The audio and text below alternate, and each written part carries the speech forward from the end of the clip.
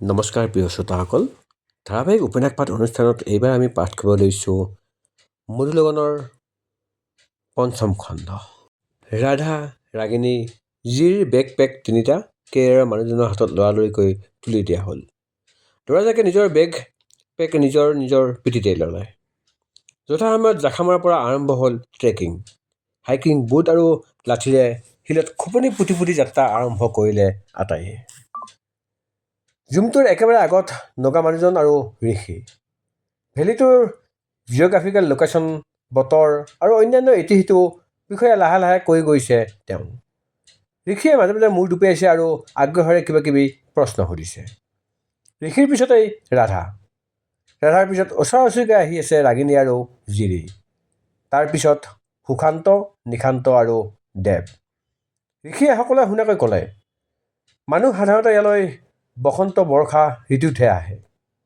তেতিয়া ভেলীটো বেছি সেউজীয়া আৰু সুন্দৰ হৈ পৰে। ভিন্নৰঙী লিলি ফুলেৰে উপচি পৰে জোগ ভেলীৰ বুকু। ৱাও, এতিয়া ভেলীত ফুল পামনে আমি? ৰাগিনীয়ে উৎসাহেৰে সুধিলে।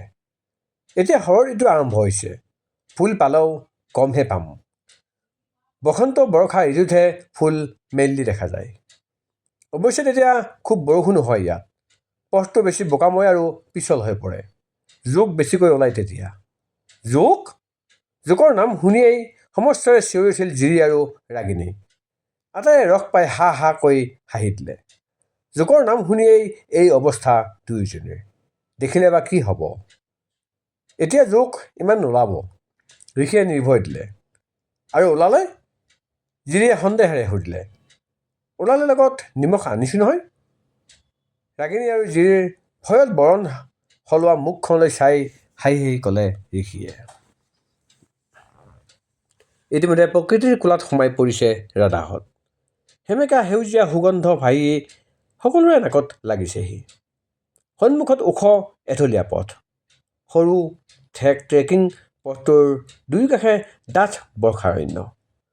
গছৰ পৰা টুপ টুপকৈ পানী সৰি সিহঁতৰ হাতে মুখে পৰিছেহি। আগে আগে উঠি গৈয়েই আছে ঋষি।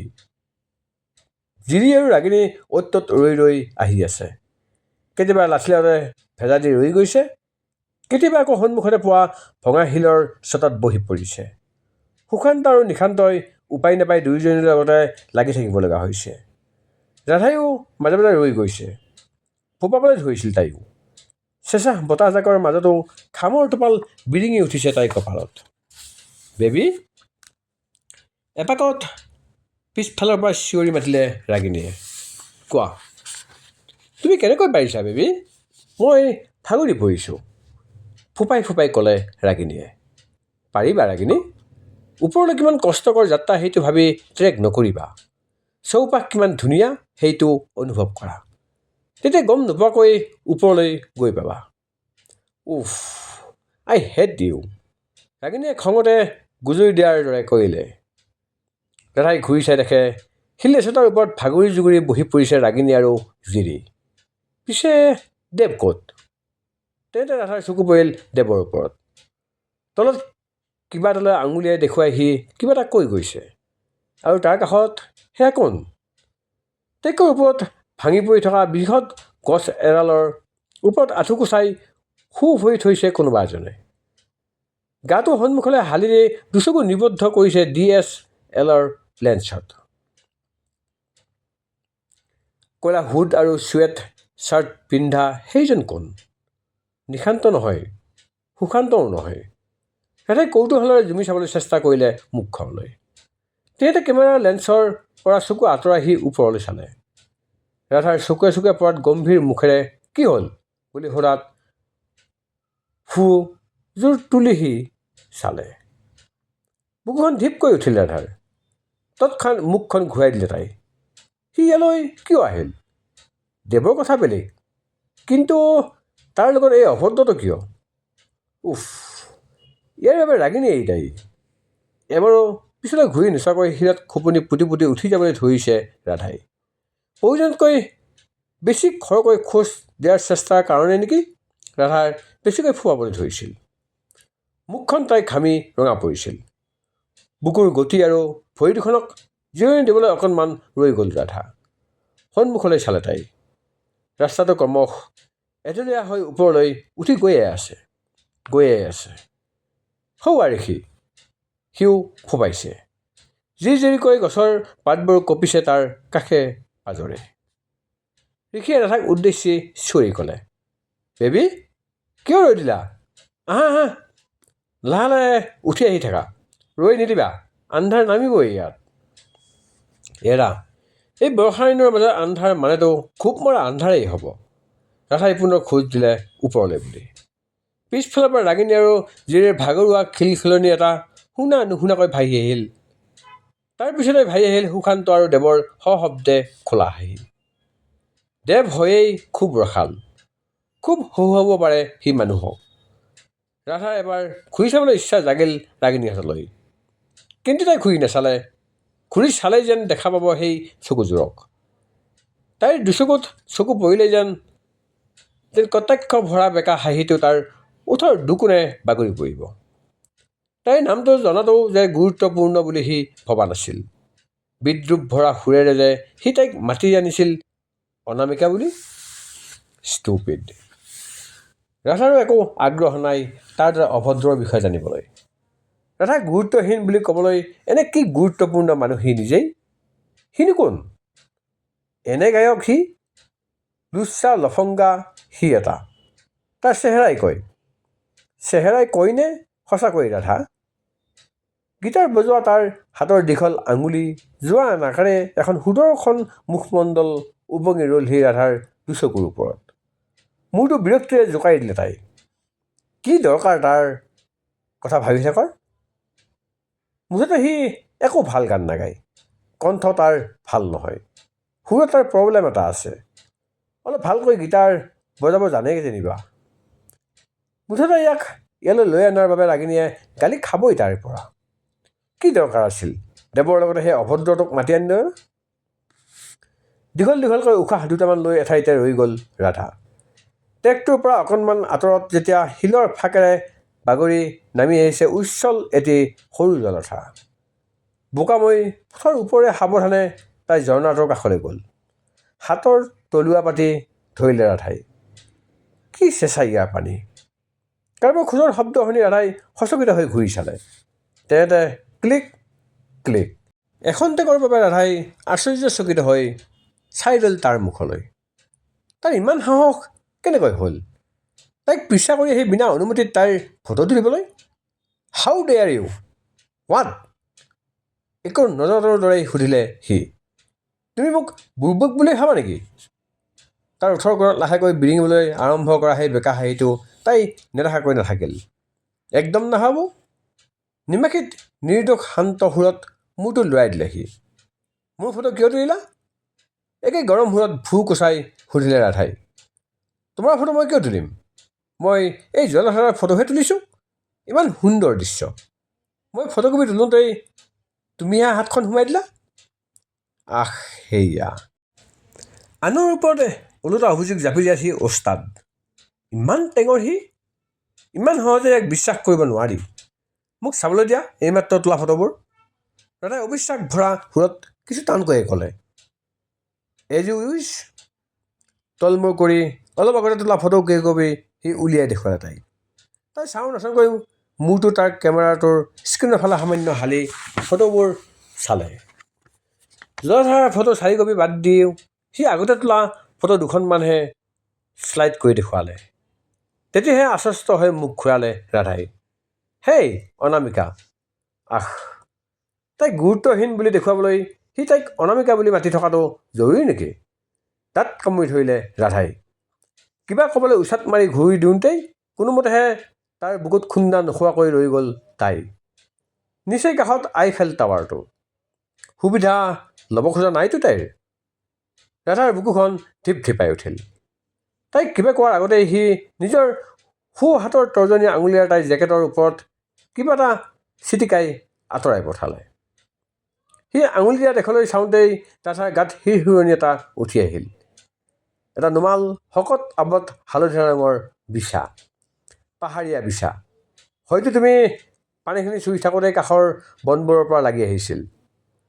কথাটো কৈ নিজৰ হাতখন সি সেই জলধাৰাতেই ধুই ল'লে। থেংক ইউ কওঁ নকওঁকৈ ক'লে ৰাধাই। That's great. তুমি থেংক ইউ ক'বলৈ শিকি গ'লা তেন্তে। Anyway welcome. হাতখন ৰুমালত মুচি লৈছিল সি। ৰাধাই বিৰক্তিৰে কিবা এটা ক'বলৈ লৈও ৰৈ গ'ল। ইয়াৰ লগত অযথা কথা নবঢ়াই ভাল ৰাধা। মুখ ঘূৰাই পুনৰ সন্মুখৰ পথত মনোযোগ দিলে ৰাধাই। আচ্ছা, তুমি থেংক ইউ বুলি মোকেই কৈছিলানে বাৰু? তাৰমানে থেংক ইউ কৰোঁতে তুমি মোৰ মুখলৈ চোৱা নাছিলে যে, সেইকাৰণে সুধি লৈছোঁ। ডিছকাষ্টিং। লাঠিৰ খোপনি পুতি ওপৰলৈ উঠি গৈ থকা ৰাধাই মুখৰ ভিতৰতে ভোৰ ভৰালে। হেই অনামিকা, আকৌ সেই নাই। ৰাধাই ধৈৰ্যৰ বান্ধ যেন হেৰাই পৰিব খোজে। খঙত ৰঙা পৰা দুগালেৰে তাই ঘূৰি চালে তালৈ। হাত দুখন দুফালে দাঙি দি মূৰটোৰে সৈতে গাটো পিছলৈ সি সামান্য হালি দিলে। যেন ৰাধাই তাৰ গালত বহুৱাব খোজা সম্ভাৱ্য স্বৰটোৰ পৰাহে বাচিব খুজিছিল সি। ঠিক তেনে এটা ভংগীত। তুমি ট্ৰেকিং ভাল পোৱা? তোমাৰ খোজৰ গতিৰেহে মই সেয়া অনুমান কৰিছোঁ, হাঁহি মুখে ক'লে সি। ভাল পাওঁ। আৰু কিবা? তাৰ হাঁহি থকা দুচকুত চকু থৈ ৰুক্ষতাৰে সুধিলে ৰাধাই। পাহাৰত ট্ৰেকিং কৰি ভাল পোৱা, কিন্তু তুমি পাহাৰৰ সৌন্দৰ্য উপভোগে কৰিব নাজানা। কি ক'ব বিচাৰিছে সি? ৰাধাই প্ৰশ্নবোধক দৃষ্টিৰে তাৰ মুখলৈ চালে। এইবাৰ সি তাইৰ কাষলৈ আহিল আৰু নিচেই কাষলৈ। তাই বাধা দিব পৰা আগতে সি আঁতৰাই দিলে তাইৰ দুচকুৰ স্বচ্ছ বগা গ্লাছ। তাই মুকলি হৈ পৰা চকুজুলিলৈ সি একেথৰে চাই ৰ'ল কিছুদূৰেই। এই অৰণ্য, এই পাহাৰ যদি সঁচাকৈ উপভোগ কৰিব খুজিছা, তেন্তে দুচকুৰ এই গ্লাছ আঁতৰাই দিয়া। খুলি পেলোৱা হাতৰ গ্লভছ। এই অৰণ্যলৈ চশমাৰ আঁৰেৰে নহয়, মুকলি দুচকুৰে চোৱা। চুই চোৱা খালী হাতেৰে সেমেকা তিতি থকা বন পাতবোৰ। খুব ভাল লাগিব তোমাৰ। চশমাযোৰ পুনৰ পিন্ধাই দি খৰ খোজেৰে আঁতৰি গ'ল সি। পিঠিত বেগ পেক আৰু ডিঙিৰ কেমেৰাটোলৈ লাঠিৰে খোপনি পুতি পুতি সি উঠি গৈ সি তাইৰ দুচকুৰ আঁৰ হ'ল। কিছুক্ষণ ৰাধা একে ঠাইতে থৰ হৈ ৰৈ গ'ল। কি যে মূৰ্খামি তোমাৰ ৰাধা। তাই ইয়াত খংৰাগ কৰিবলৈ নহয়, বাহিৰৰ পৃথিৱীৰ সকলো যান্ত্ৰিকতা পাহৰি প্ৰকৃতিৰ কোলাত উমলিবলৈহে আহিছিল। তাকো মাত্ৰ 3 দিনৰ বাবে। তিলিকতে উৰি যাব সেই সময়। গতিকে এই সময় হাতত থাকোঁতেই উপভোগহে কৰা উচিত। কিবা এটা ভাবি তাই চশমাযোৰ খুলি ল'লে, হাতৰ গ্লভযোৰো খুলি পেলালে। তাৰপিছত মুকলি দুচকুৰে আকাশলৈ মূৰ তুলি চালে তাই। গছৰ ডাঠ সেউজীয়া পাতৰ আঁৰে আঁৰে চেগা চৰাকৈহে দেখা আকাশখনত বিয়লি বেলাৰ ৰৰালি। সূৰ্যৰ মুকলি প্ৰৱেশ যেন এই বৰ্ষাৰণ্যৰ বুকুত নিষিদ্ধ। ভালকৈ ৰ'দৰ পোহৰ নপৰাৰ বাবেই অৰণ্যৰ ভিতৰখন তেনেই সেমেকা। সম্পূৰ্ণ এটা নিশাৰ মুষলধাৰ বৰষুণৰ পিছত এইমাত্ৰ সাৰ পাই উঠা পৃথিৱীৰ পুৱাৰ পৃথিৱীৰ দৰে। শৰতৰ শুকান বতৰতো তৃণভূমিৰ ঢকা ভিজা পাহাৰীয়া মাটি। ট্ৰেকত পাৰি থোৱা চেপেটা শিলবোৰৰ ছটাবোৰেৰে কাষে কাষে শেলুৱাই গজিছে, বিশেষকৈ ভৰিৰ খোজ নপৰা ঠাইবোৰত। পথটোৰ দুই কাষে ডালপাত মেলি থিয় হৈ বিয়াগম গছবোৰৰ গা গছতো পিছল শেলুৱৈ আৰু সৰু সৰু ঢেকীয়াজাতীয় উদ্ভিদ গজিছে। আহ, এই বৰ্ষাৰণ্যৰ সেউজ সৌন্দৰ্য! কি অনুপম এই পৃথিৱী, কি সুন্দৰ! দীঘল দীঘলকৈ মুকলি উশাহ বুকুত ভৰাই তাই চকুমুদি উন্মুখ হৈ থিয় হৈ ৰ'ল কিছুদূৰেই। দুহাত বহলকৈ মেলি জিৰজিৰকৈ বলা চেঁচা বতাহজাকক তাই সাবটি ধৰিব খোজে। Click click. পুনঃ কেমেৰাৰ শব্দত উচপ খাই উঠিল ৰাধা। দুচকু বহলকৈ মেলি তাই বিস্ময়েৰে চাই ৰ'ল কেমেৰামেনলৈ। তাইৰ ফটো কেমেৰাৰ লেন্সত আবদ্ধ কৰি সি হাঁহি হাঁহি পুনৰ আঁতৰি গ'ল। উফ, এইবোৰ কি কাৰবাৰ তাৰ? খং উঠিবনে হাঁহিব? ৰাধাই ঠিক ধৰিব নোৱাৰিলে। তাৰ লগত লাগিলে থাকি লাভ নাই বুলি মনতে ভাবিলে ৰাধাই। ভাগৰত লেবেজান হৈ কোনোমতে গা টানি টানি এইবাৰ ৰাগিনী আৰু জিৰেও উঠি আহি তাই কাষ পালেহি। দেৱ সুশান্ত আৰু নিশান্তও আহি পালেহি পিছে পিছে। এইবাৰ সকলো একেলগে আগবাঢ়িল। ট্ৰেকিঙৰ সমান্তৰালকৈ চলিল দেৱৰ ৰখাল কথা আৰু সিহঁতৰ ভাগৰুৱা খিলখিলনি। প্ৰায় 2.5 ঘণ্টা ধৰি একেৰাহে ওপৰলৈ উঠি অহাৰ পিছত সন্মুখত এঢলীয়া পথটো ক্ৰমান্বয়ে শেষ হৈ আহিল। ভাগৰত শৰীৰকেইটা ভাঙি পৰিব যেন অনুমান হ'ল সিহঁতৰ। ইতিমধ্যে ভৰিৰ গাঁঠিয়ে গাঁঠিয়ে বিষ উঠিছে সকলোৰে। ৰাধাৰ আঁঠু আৰু ভৰিৰ তলুৱাত প্ৰচণ্ড বিষ এটা হ'বলৈ ধৰিছে। এতিয়া আগলৈ ট্ৰেকিং বৰ কষ্টকৰ নহ'ব। ওখ পাহাৰীয়াতেই শেষ হ'ল। ঘন ঘনকৈ ফুফাই দেৱই ক'লে। সঁচা? দেৱৰ কথা শুনি আনন্দত অধীৰ হৈ পৰিব যেন ৰাগিনী আৰু জিৰি। দুয়োজন তাতেই বাগৰি দিব পাৰিলে। ৰাধাই ফুফাই ফুফাই গাটো সন্মুখলৈ হালি কোজা হৈ হাত দুখন ভাগৰুৱা আঁঠু দুটাত থলে। তাৰপিছত মূৰ তুলি চাই আকাশলৈ চালে মুক্ত দুচকুৰে। সঁচাকৈয়ে গভীৰ বৰ্ষাৰণ্যৰ পৰা ওলাই আহি এইবাৰ সিহঁত মুকলি আকাশৰ তলত। আকাশত হেঙুল বোল তুলি বেলিটো পশ্চিমৰ আকাশলৈ ভটিয়াইছে ইতিমধ্যে। অৰণ্যত অহৰহ বাজি থকা জিলিৰ কাণডাল মৰা চিঞৰ এতিয়া নাই। চকুৰ আগত উৰি ফুৰা সৰু সৰু মহ কীট পতংগও নাই। গভীৰ অৰণ্যান্যৰ ডাঠ সেউজীয়াৰ ঠাইত এতিয়া চকুৰ জোৰ পেলোৱা কোমল সেউজীয়া চৌপাশে। অৰণ্যৰ ভিজা সেমেকা গোন্ধৰ ঠাইত এতিয়া নাকত লাগিছেহি ফুৰফুৰীয়া বাঁহপতীয়া সুবাস। ৰিব ৰিবকৈ বৈ থকা চেঁচা বতাহ এজাকে আঁকোৱালি ধৰিলেহি সকলোকে। দুহাত মেলি ৰাধায়ো আঁকোৱালি ল'ব খুজিলে সমীৰণ জাকক। সন্ধিয়ালৈ নতুবা ৰাতিলৈ বোধহয় এই বতাহজাকে হাড় কঁপোৱা চেঁচা হৈ নামিব। আন্ধাৰ নামিবই অলপতে। চেণ্টাৰ হাউচ গৈ পোৱালৈ ৰাতিয়েই হ'ব। এইবাৰ পাতল বোকাময় ঠেক পথটোত লাঠিডালৰ সহায়ত খুপি খুপি আগবাঢ়িল ৰাধাহঁত। সম্পূৰ্ণ সমতল নহ'লেও ওখ এঢলীয়া নহয় ট্ৰেকটো। ৰাধাহঁতৰ দুই কাষে কোমল সেউজীয়া জোপোহা ঘাঁহ বাঁহ গছৰ বননি। পোনকৈ থিয় হ'লে জোপোহাবোৰে ৰাধাৰ কঁকাল বুকু চুৱেহি। ঋষি বহুত আগত গুচি গৈছে বোধহয়। তাৰ দেখা দেখিয়েই নাই। সুশান্ত আৰু নিশান্তও ইতিমধ্যে আগত গুচি গৈছে ৰাধাহঁততকৈ। বেবী আহা না ফটো তোলোঁ, জিৰিয়ে পিছফালৰ পৰা মাতিলে। ৰাধাৰ সেই মুহূৰ্তত ফটো তুলিবলৈ অকণো ইচ্ছা নাছিল।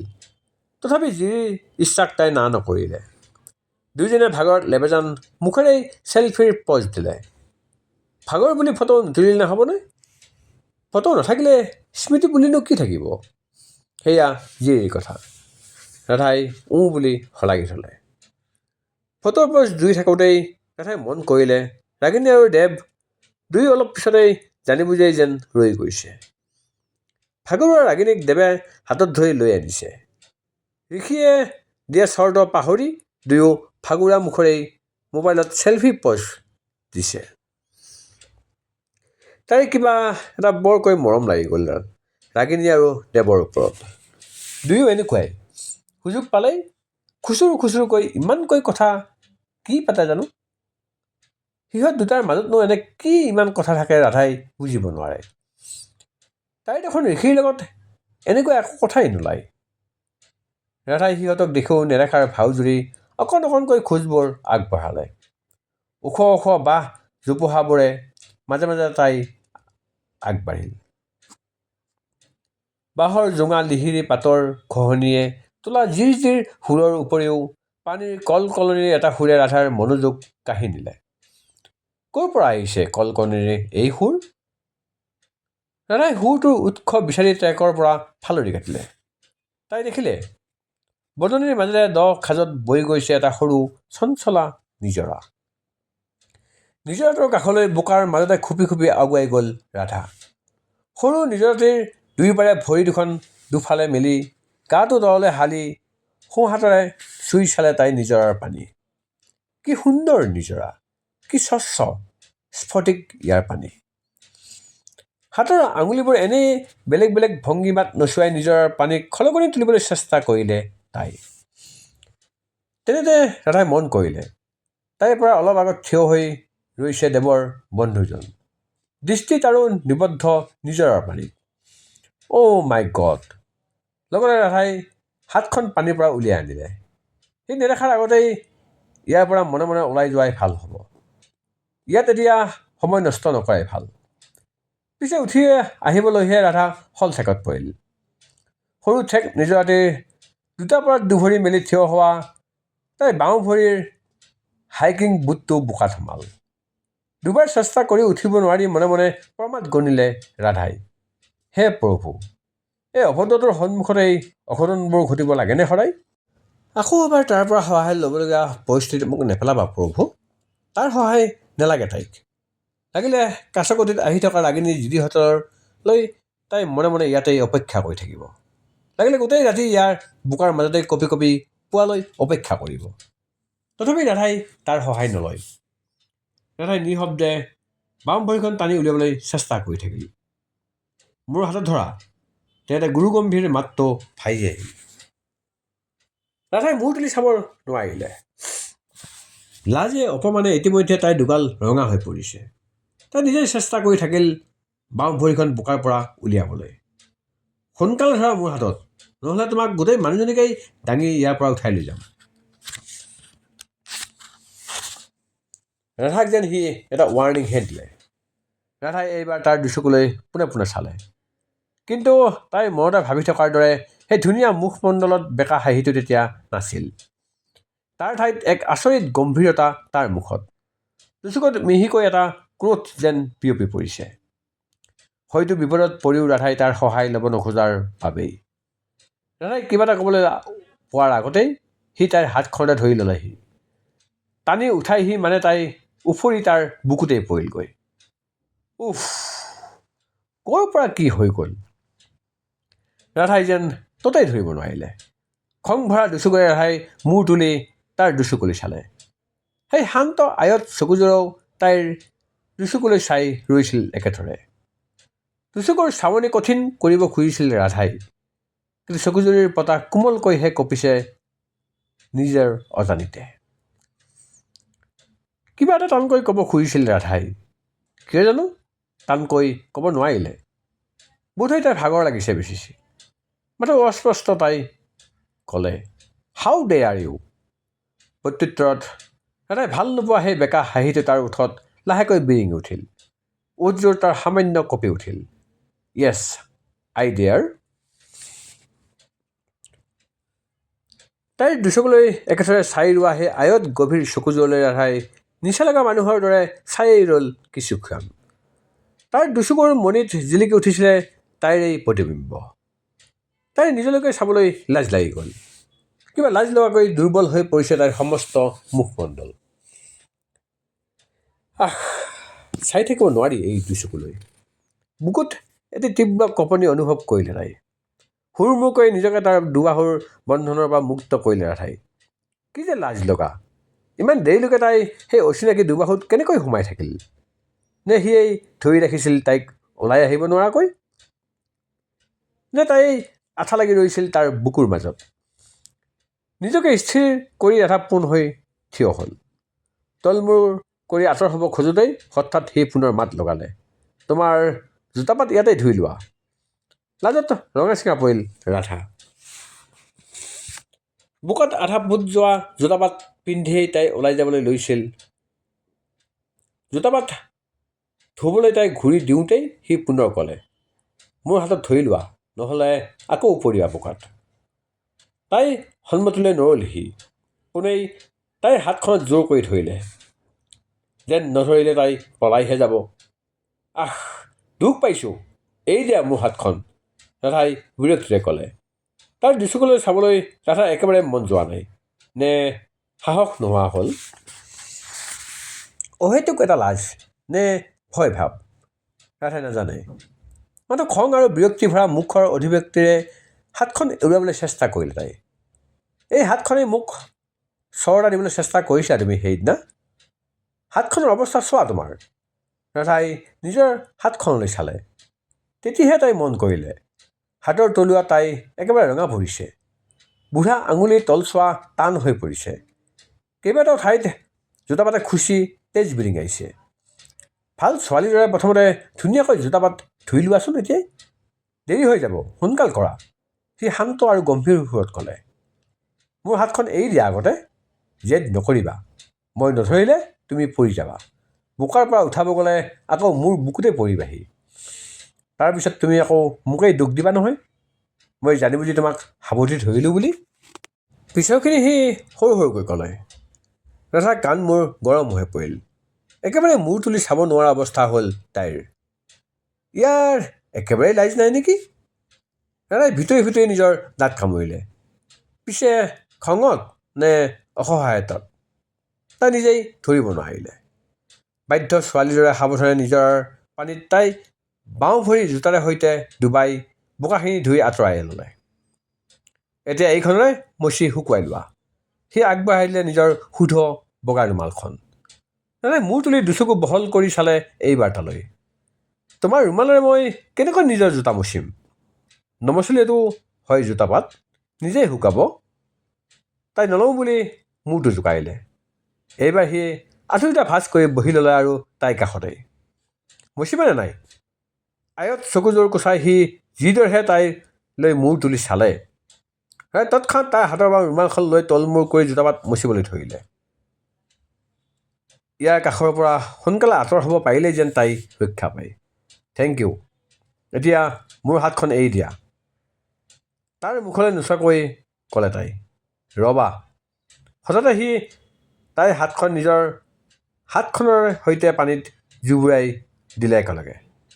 আহ, আকৌ কিহৰ খেলা? কিয় সি বাৰে বাৰে অযথা ধেমালি কৰিছে তাইৰ লগত? ৰাধাই তীব্ৰ খঙেৰে হাতখন আঁতৰাই আনিবলৈ চেষ্টা কৰিলে এইবাৰ, কিন্তু নোৱাৰিলে। উফ, তুমি কি কৰি আছা এইবোৰ? Just leave my hand please. ৰাধাই কঠিন সুৰত কথাখিনি ক'ব খুজিছিল, পিছে মাতটো কঠিন হৈ নোলাল তাইৰ। নিজৰ কণ্ঠৰ দুৰ্বলতাত নিজেই আচৰিত হৈ পৰিল ৰাধা। নিজলৈকে তাইৰ পুতৌ উপজিল। এয়া ৰাধাই নে সঁচাকৈ? সি তাইৰ দুৰ্বলতাৰ প্ৰতিভালৈ অকণো ভূক্ষেপেই নকৰিলে। তাইৰ হাতখন তাৰ কঠিন হাতত আবদ্ধ হৈয়েই ৰ'ল। নিজৰ স্বচ্ছ নীলা পানীত ডুব গৈ থকা তাৰ হাতৰ দীঘল দীঘল আঙুলিবোৰে তাইৰ হাতৰ শুকান বোকা তেজ বিৰিঙি উঠা ঠাইবোৰ পৰিষ্কাৰ কৰি দিলে। নিজৰ ফাৰ্ষ্ট এইডৰ কিটটোৰ পৰা অকণমান মলম উলিয়াই সানি দিলে তাইৰ হাতখনত। হাতৰ মণিবন্ধত সৰুকৈ বাঁহ পাতে কটা ঠাইডোখৰ আলফুলে বেণ্ডেড এটা লগাই দিলে। কোন সি? ৰাধাই চাওঁ নাচাওঁকৈ মাত্ৰ এবাৰ তাৰ মুখলৈ চালে। তাৰপিছত লগে লগে তাই মুখখন অন্য ফালে ঘূৰাই দিলে। কি দৰকাৰ? সি কোন হয় সেই কথা জনাৰ কাৰণে তাই গুৰুত্বপূৰ্ণ নহয়। সিওতো জানিব খোজা নাই তাইৰ বিষয়ে। সুবিধা পালে এতিয়াই এই আইফেল টাৱাৰটোৱে তাইক গুৰুত্বহীন বুলি দেখুৱাবলৈ অনামিকা বুলি মাতিব। নামাতিবনে? হেই অনামিকা, সেয়া মাতিলেনে সি তাইক অনামিকা বুলি? খঙত উচাত মাৰি তাইৰ কাষৰ পৰা আঁতৰি যাব খোজে তাই। অনামিকা, তোমাৰ নামটো নক'লে মই জানিম কেনেকৈ? ৰাধা নৰল। লাঠিৰে মাটিত খোপনি পুতি পুতি সাৱধানে আগবাঢ়িল তাই সন্মুখৰ ট্ৰেকত। মুখত তাইৰ অজানিতে হাঁহি এটা বিৰিঙি উঠিব খুজিছিল, কিন্তু তাই নাহাঁহিলে। সি পুনৰ ক'লে, আচ্ছা শুনা, ইউ কেন কল মি মিষ্টাৰ শ্যাম। সকলোৱে মোক শ্যাম বুলিয়েই মাতে।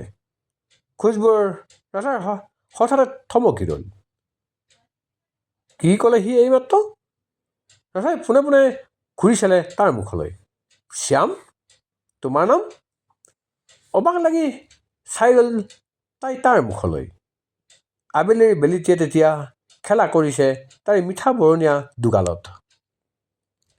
ৰিপ ৰিপকৈ বতাহ ছাতিয়ে খেলি মেলি কৰি দি পেলাইছে তাইৰ বাদামী ৰঙৰ কান্ধলৈ পৰা চুটি চুলি। তাৰ ওঠৰ কোণত হাঁহি এটা বিৰিঙি উঠিল।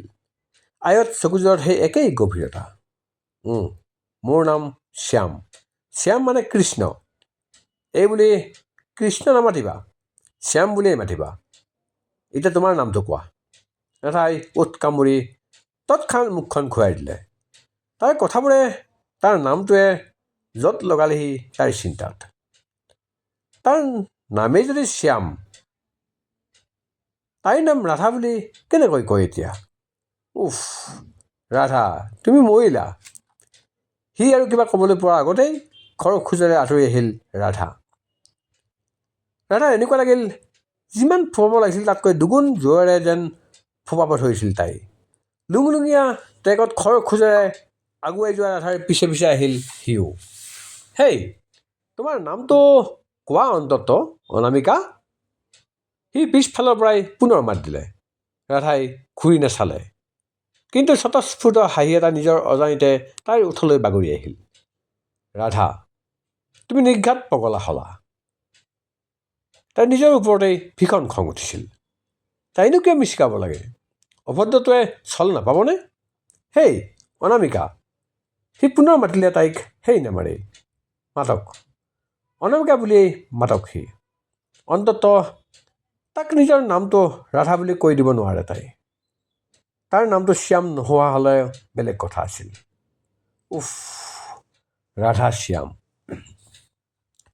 নাম দুটা মনে মনে বিৰি বিৰাই চালে ৰাধাই। তাৰপিছত নিজৰ ওপৰতে ভীষণ বিৰক্তি উৎপজিল তাইৰ। কিহে পাইছে তাইক নিজৰ নামটো আনৰ লগত মিলাই থাকিবলৈ? আৰু নামৰ লগত যুঁজি থাকিবলৈতো তাই ইয়ালৈ অহা নাই। ইয়ালৈ আহিছে তাই সেউজীয়াৰ মাজত নিজক বিচাৰি পাবলৈ। এৰা, চৌদিশে এতিয়া মাথো সেউজীয়াৰটোৱেই পয়োভৰ। দীঘল দীঘল উশাহ বুকুলৈ টানি আনি তাই ট্ৰেকত আগবাঢ়িল। হৌৱা, অকণমান আগত গৈ আছে ৰাগিনী আৰু দেৱ। তাৰ পৰা আৰু অকণমান আগত আছে জিৰি, সুশান্ত আৰু নিশান্ত। ঋষিৰ দেখা দেখিয়েই নাই। হয়তো ৰাতি থকা মেলাৰ বাবে এৰেঞ্জমেণ্ট কৰিবৰ বাবে সি আগতীয়াকৈ গুচি গৈছে। এটা টিলাৰ বুকুত কটা সৰু সৰুপিল ট্ৰেকত আগবাঢ়িছে সিহঁত আটাইকেইটা। সিকাষে চকুৰে মনিব পৰালৈকে অসংখ্য সৰু বৰ টিলা।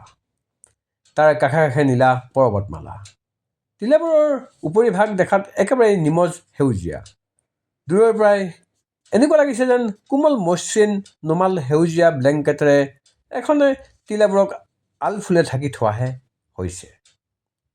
ডুবু ডুবু কৰি থকা বেলিটিৰ কোমল হেঙুলীয়া কিৰণে যদি মসৃণ জোপোহানিৰ এভাগক সেউজ হালধীয়া বৰণ দিছে, তেন্তে আনটো ভাগত একে সময়তে অন্ধকাৰৰ ছায়া পৰিছে। এই অসমতল সেউজ ভূমিত যেন পোহৰ আৰু সেমেকা আন্ধাৰে একেলগে খেলা কৰিছে। কি যে অনুপম এই দৃশ্য। ৰাধাৰ দুচকু থৰ হৈ ৰব খোজে। Magnificent view. গুৰুগম্ভীৰ মাত্ৰাৰ লগতে কেমেৰাৰ ক্লিক ক্লিক শব্দটো তাইৰ কাণত পৰিল। এবাৰ ঘূৰি চাবলৈ তাইৰ তীব্ৰ ইচ্ছা এটা জাগিল, কিন্তু তাই ঘূৰি নাচালে। মন গৈছে যদি ঘূৰি চোৱা এবাৰ অনামিকা, মই বেয়া নাপাওঁ। ৰাধাৰ বুকুখন ঠিক কৈ উঠিল।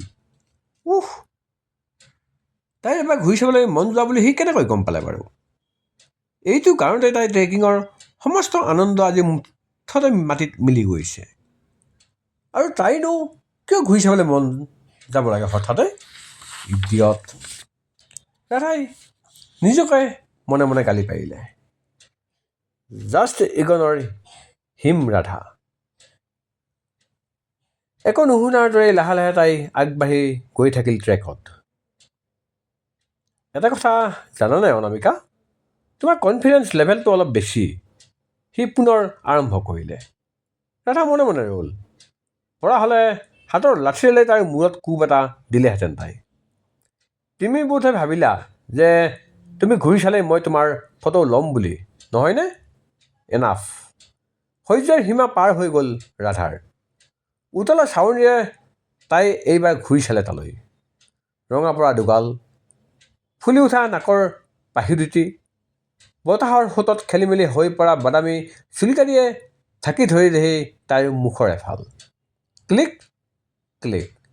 ই কি? তাই তলিকিব পৰাৰ আগতেই তাই পুনৰ ফটো কেমেৰাত বন্দী কৰি ল'লেহি। কেনেকুৱা অভদ্ৰ তুমি! তোমাৰ এই DSLR-টো যদি মই ভাঙি নেপেলাওঁ চাবা। তাক কামুৰি ধৰিলে ৰাধাই। তাৰ ওঠৰ কোণত হাঁহিটো আকৌ জিলিকি উঠিল। পিছত ভাঙিবা বাৰু, এতিয়া ব'লা, আমাৰ দেৰি হৈ যাব নহ'লে। ৰাধাৰ খং উঠাটো যেন সি মনেই নকৰিলে, নতুবা গুৰুত্ব দিবলগীয়া কথা বুলিয়েই নাভাবিলে।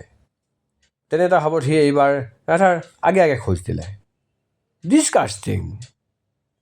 প্ৰিয় শ্ৰোতাসকল, এয়া আছিল মধুলগনৰ পঞ্চম খণ্ড। ধন্যবাদ।